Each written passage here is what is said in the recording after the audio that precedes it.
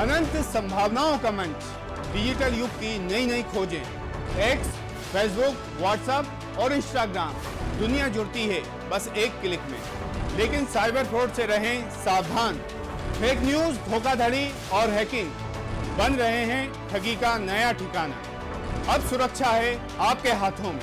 देखिए साइबर जगत से जुड़ा हमारा खास कार्यक्रम साइबर दुनिया मेरे साथ, हर शुक्रवार रात 9 बजे सिर्फ डीडी न्यूज मध्य प्रदेश और डीडी न्यूज एमपी के यूट्यूब चैनल पर। खबरें सिर्फ वो नहीं जो नजर आती हैं, असली सवाल तो छुपा होता है खबरों के भीतर, खबरों के पीछे। यही है असली चुनौती, सच्चाई तक पहुंचने की, हर पहलू को परखने की और हर एंगल से समझने की। अब सिर्फ समाचार नहीं, मिलेगा आपको पूरा विश्लेषण, तथ्यों पर आधारित दमदार प्रस्तुति, जहां हर मुद्दे के तह तक होगी गहन चर्चा।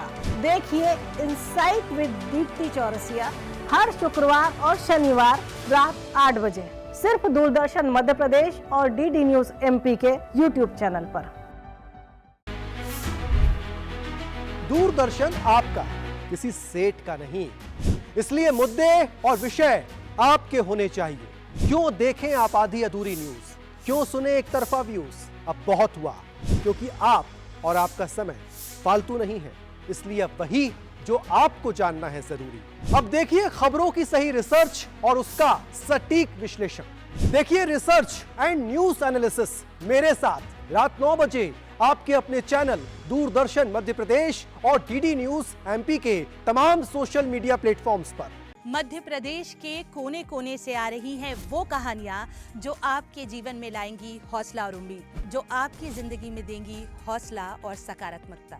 जहां मुश्किलें हैं वहां उम्मीद है और ये उम्मीद बनेगी आपकी ताकत। जहां खबरें सिर्फ घटनाएं नहीं, बनेंगी आपके लिए प्रेरणा, बनेंगी आपके लिए विश्वास की नई किरण। हर शनिवार वो कहानियां जो आपके जीवन में लाएंगी विश्वास की नई किरण। तो देखिए डीडी न्यूज मध्य प्रदेश पर हर शनिवार 9 बजे गुड न्यूज, सकारात्मकता का नया अंदाज।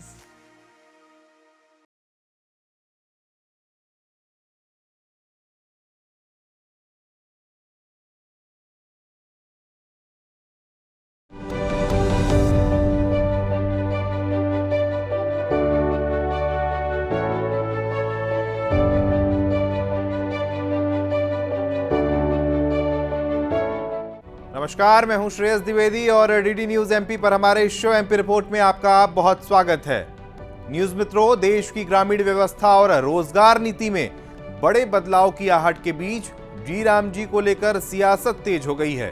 केंद्रीय कृषि मंत्री शिवराज सिंह चौहान ने जी राम जी बिल को लेकर भोपाल में एक प्रेस कॉन्फ्रेंस की, जिसमें उन्होंने मनरेगा योजना पर गंभीर सवाल खड़े किए।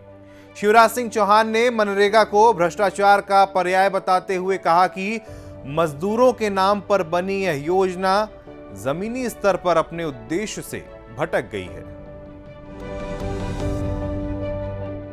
केंद्रीय कृषि और ग्रामीण विकास मंत्री शिवराज सिंह चौहान ने भोपाल में विकसित भारत जी राम जी कानून को लेकर एक प्रेस कॉन्फ्रेंस की, जहां उन्होंने मनरेगा को भ्रष्टाचार का पर्याय बताया, साथ ही अन्य कई मुद्दों पर अपनी बात कही। केंद्रीय मंत्री ने कहा कि मनरेगा में मजदूरों की जगह मशीन और ठेकेदार काम करते थे। ओवर स्टेटमेंट और एक ही काम बार बार कराया जाता था। इसी कारण इसे बदलकर विकसित भारत के लक्ष्य के अनुरूप जी राम जी योजना लाई गई। इस योजना में रोजगार गारंटी 100 से बढ़ाकर 125 दिन की गई है और प्रशासनिक व्यय 6 से 9% किया गया है। केंद्रीय ग्रामीण विकास मंत्री ने जी राम जी के फायदे बताते हुए कहा कि इसमें पारदर्शिता रहेगी। खेती में बुआई और कटाई के समय इस योजना के काम को राज्य स्थगित कर सकेंगे। शिवराज सिंह चौहान ने संसद में विपक्ष के विरोध पर कहा कि विपक्ष ने जबरन हंगामा किया, फिर भी दृढ़ता के साथ मैंने अपनी बात रखी।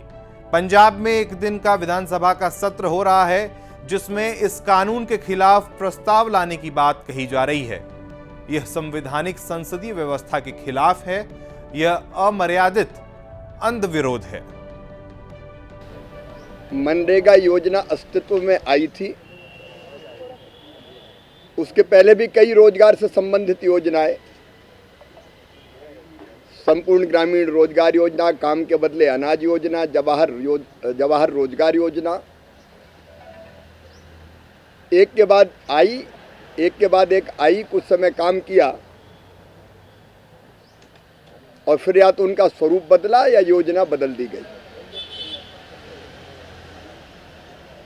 मनरेगा में कई गंभीर खामियां थी। मनरेगा भ्रष्टाचार का पर्याय बन गई थी। मजदूरों के बजाय मशीनों से काम, कॉन्ट्रैक्टर से काम, ओवर एस्टिमेट बनाना, काम का वैल्यूएशन ठीक नहीं होना, एक ही काम को बार बार कर देना, कई तरह की चीजें ऐसी आती थी जिन पर लगभग 1 साल से विचार चल रहा था। अंततः फैसला ये हुआ कि अब इस स्वरूप में योजना का चलाना ना तो विकास के लिए कारगर सिद्ध हो रहा है, न मजदूरों के लिए उपयोगी, और इसलिए विकसित भारत जी राम जी अभी संसद में इस बिल को लाके पारित करके कानून बना है, एक्ट बना है। मैं एक बार फिर दोहराना चाहता हूं आपके माध्यम से, इसमें मजदूर को रोजगार की गारंटी 100 से बढ़ा के 125 दिन की गई है। और ये केवल ऐसे ही नहीं की गई कि कह दिया, ये आगामी वित्तीय वर्ष में जो प्रस्तावित बजट प्रावधान है वो भी 1,51,282 करोड़ रुपया किया गया है। पिछले साल 88,000 करोड़ था केवल। जब 100 से 125 दिन मजदूरी करनी है तो उसके लिए वित्तीय प्रावधान आवश्यक है, वो किए जा रहे हैं। केंद्र का अपना हिस्सा बढ़ के भी अकेले 95,000 करोड़ रुपए से ज्यादा होगा। और ये तो पहला साल है, आवश्यकता के अनुसार ये बढ़ेगा भी। लेकिन ये देखा गया था कि मनरेगा के कारण मनरेगा में इतनी विशाल धनराशि खर्च करने के बावजूद भी उस धनराशि का उपयोग गांव के सुनियोजित विकास में नहीं हो रहा था। विकसित भारत ये संकल्प है प्रधानमंत्री जी का, देश का ही संकल्प है ये, और उसके लिए जरूरी विकसित गांव के बिना विकसित भारत बन नहीं सकता। और इसलिए विकसित भारत जी राम जी योजना को विकास से जोड़ने का काम भी हुआ। ग्राम पंचायत गांव के समन्वित विकास का प्लान तैयार करेगी और ग्राम पंचायत और ग्राम सभा जो काम तय करेगी, जो गांव के विकास के लिए आवश्यक है, वही काम इस योजना के अंतर्गत किए जा सकेंगे। और इसमें 4 तरह के प्रमुख काम: जल संरक्षण के काम, गांव का इंफ्रा, स्कूल, सड़क, पुल, पुलिया, अस्पताल, आंगनवाड़ी का भवन, आजीविका मूलक काम, अगर सेल्फ हेल्प ग्रुप को वर्किंग सेट चाहिए, कोई प्रशिक्षण का स्थान चाहिए, एफपीओज को या पैक्स को कोई अलग संरचना चाहिए काम के लिए, तो वो भी निर्माण किया जा सकता है। और चौथा, आपदा प्रबंधन के लिए अगर किसी काम की जरूरत है, ड्रेनेज का सिस्टम हो, रिटेनिंग बाल हो, उस तरह की संरचनाएं भी तैयार की जा सकती है। लेकिन ये सब करेगी गांव की ग्राम सभा और ग्राम पंचायत। अब पहले साल ही 1.5 लाख करोड़ रुपए से ज़्यादा का प्रावधान होगा, तो आप अंदाज लगाइए 5 साल में 7.5 लाख करोड़ से ज़्यादा रुपया खर्च होगा। अगर ये ढंग से गांव के विकास में खर्च हो जाए तो मजदूर को मजदूरी मिलेगी और गांव का स्वरूप बदल जाएगा। एक और विशेष प्रावधान इसमें यह किया कि कई बार कुछ पंचायतों में काम बहुत हो जाते हैं, वो विकसित है, और कई पंचायतें जो दूर दराज के क्षेत्रों की है वहाँ अपेक्षाकृत कम विकास के काम हुए। तो विकास के काम और रोजगार के अवसरों की आवश्यकता के हिसाब से ABC 3 ग्रेडिंग पंचायतों का होगा। मतलब जहाँ सबसे ज़्यादा काम की ज़रूरत है वो, एवरेज काम की ज़रूरत है वो, और जहाँ काम की ज़रूरत बहुत कम है वो, और उन पंचायतों को राज्य ही ग्रेडिंग करेगा और आवश्यकता के हिसाब से ज़्यादा धनराशि आवंटित कर सकेगा जहाँ ज़्यादा ज़रूरत है काम की। अभी बेरोजगारी भत्ते का प्रावधान तो था, लेकिन आधा अधूरा अधकचरा था, उसको पुख्ता करने की कोशिश की गई है। और कई बार मजदूरी में देर होती थी तो विलंबित मजदूरी के लिए कोई अतिरिक्त भुगतान नहीं होता था, उसका प्रावधान भी इसमें किया गया है। और एक बात और कि कई बार जो काम में लगने वाला स्टाफ था, रोजगार सहायक, मैट या टेक्निकल स्टाफ, उसकी तनख्वाह नहीं मिलती थी। 2-2, 3-3, 4-4 महीने शिकायतें आती थी हमको, और इसलिए इसमें प्रशासनिक व्यय को 6% से बढ़ा के 9% किया है। अगर 1,51,282 करोड़ में से 9% आप देखें तो 13,000 करोड़ से ज़्यादा होता है। इससे जो इस योजना के काम में लगा हुआ स्टाफ है उसको समय से सैलरी का भुगतान सुनिश्चित हो सकेगा। लेकिन इसमें कई तरह की गड़बड़ों की शिकायतें आती थी। अभी मैं पंजाब भी गया था तो पंजाब के मजदूरों ने शिकायत की कि उनको तो मजदूरी मिलती नहीं, ठेकेदारी काम कर रहे हैं। कई बार सड़क की सफाई और नहर की सफाई के नाम पर पैसा निकाल लिया जाता है। तो इसको टेक्नोलॉजी से जोड़ के यह कोशिश की गई कि इसमें पारदर्शिता रहे, इसलिए PM गति शक्ति से भी इसको जोड़ा गया, ताकि अगर पहले से कहीं कोई काम है तो वो दिख जाए, एक काम बार बार ना हो। कई बार सड़क का निर्माण शुरू होता था और बाद में पता चलता था फॉरेस्ट ने काम रोक दिया क्योंकि आगे फॉरेस्ट की जमीन है, ऐसी कोई चीज ना आए। और उसके साथ साथ टेक्नोलॉजी का इस्तेमाल करके भुगतान से लेके काम के मूल्यांकन तक में पारदर्शिता रहे, इसका प्रबंध किया गया। और एक विशेष बात इसमें यह की गई कि जब खेती के पीक का काम होगा, कटाई का और बुआई का, उस समय राज्य सरकार ये तय कर सकेगी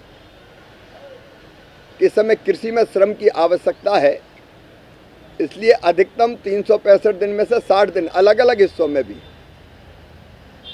वो बुआई और कटाई के समय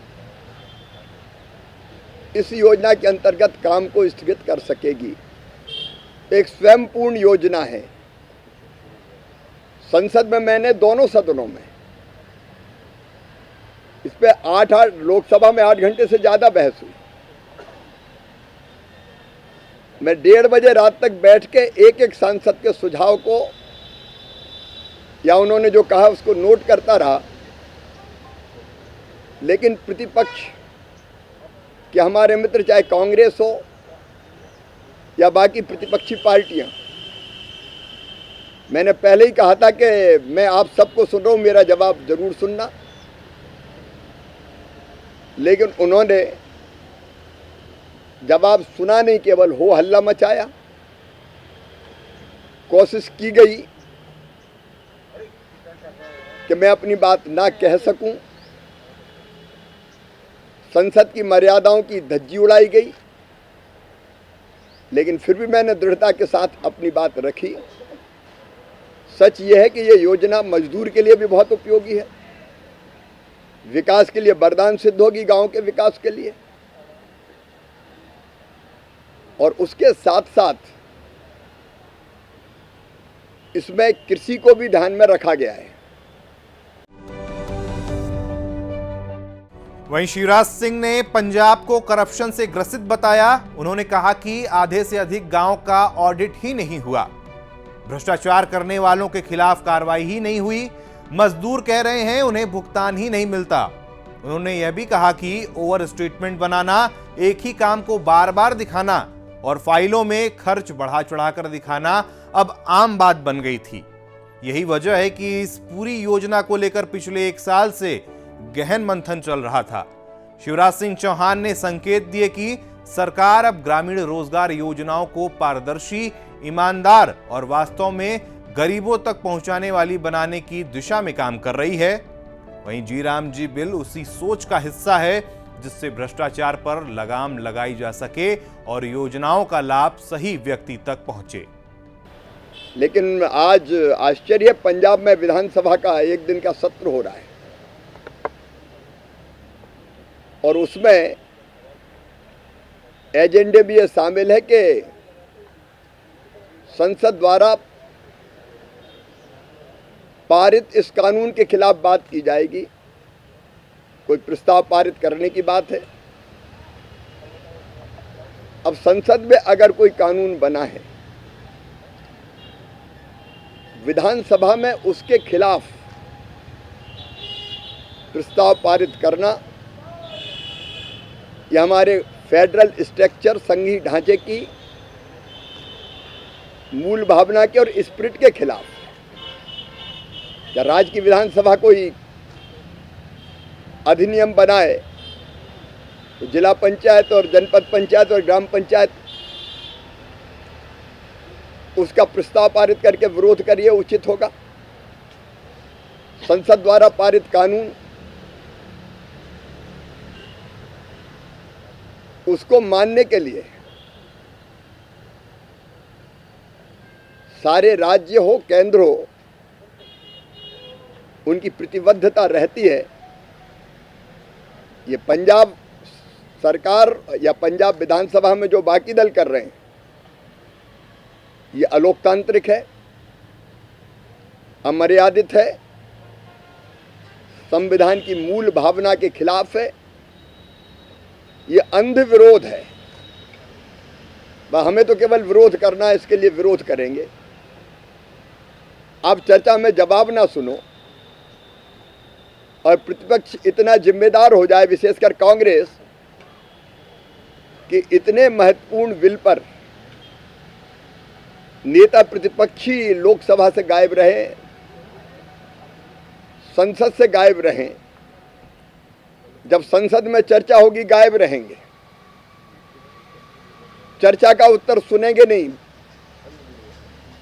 दादागिरी करेंगे और फिर बाहर जाके ऐसा माहौल बनाएंगे कि 20 साल की योजना 1 साल में, 1 रात में ध्वस्त कर दी। क्या कांग्रेस ने जवाहर रोजगार योजना की जगह दूसरी योजना लेके नहीं आई? एक नहीं, अनेकों बार योजना बदली गई है रोजगार की। और पंजाब में तो इतने करप्शन के मामले हैं। अभी मैं रिपोर्ट देख रहा था, ये पंजाब में सोशल ऑडिट 13,304 ग्राम पंचायतों में से केवल 5,915 में हुआ। लगभग वित्तीय गबन के 10,653 मामले सामने आए। रिपोर्ट में 10,653 मामले, उनमें कार्रवाई नहीं की गई। सड़क की सफाई और नहरों की सफाई के नाम पर पैसा निकाल लिया गया, ओवर एस्टिमेट बनाए गए। फिर केंद्रीय टीम ने जांच की और वसूली की अनुशंसा की कि इतनी राशि का गबन हुआ है, उसकी वसूली भी नहीं की। जिनने ये भ्रष्टाचार किया, दिशा निर्देशों का पालन नहीं किया, उनके खिलाफ कोई कार्रवाई नहीं हुई। कई अपात्र गतिविधियां जो मनरेगा में अलाउड ही नहीं थी, झाड़ी सफाई, मिट्टी भराव, मेड़ निर्माण, कुछ तो भी कर दिया।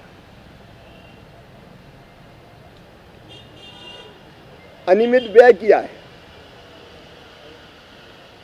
मजदूर वहां शिकायत कर रहे हैं कि हमें तो मजदूरी मिलती नहीं है।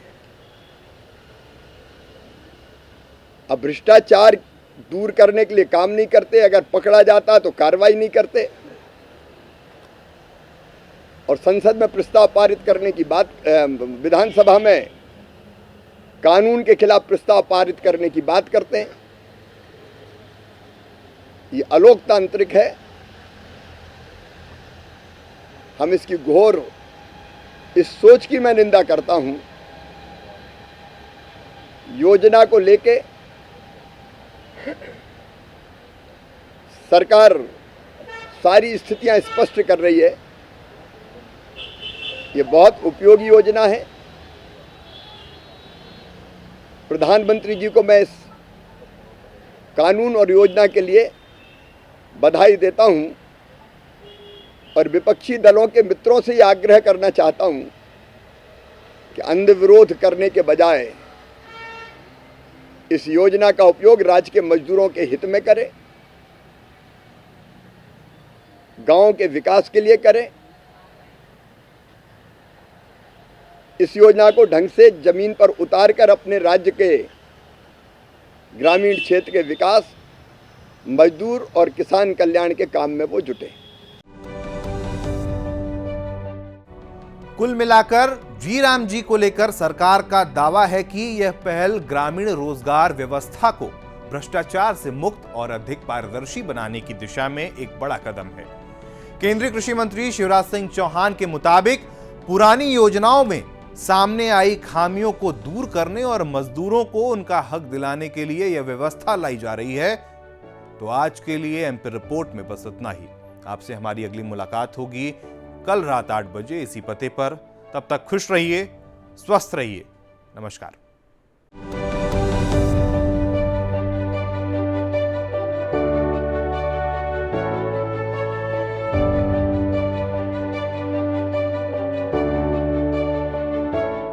अनंत संभावनाओं का मंच, डिजिटल युग की नई नई खोजें।